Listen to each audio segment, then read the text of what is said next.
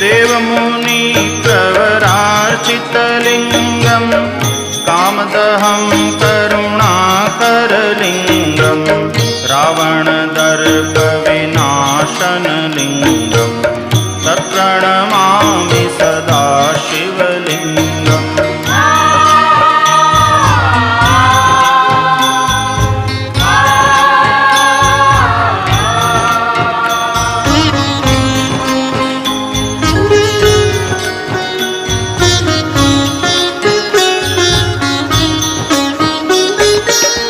सर्वसुगन्धिसुलेपितलिङ्गं बुद्धिविवर्धनकारणलिङ्गं सिद्धसुरासुरसंहारलिङ्गं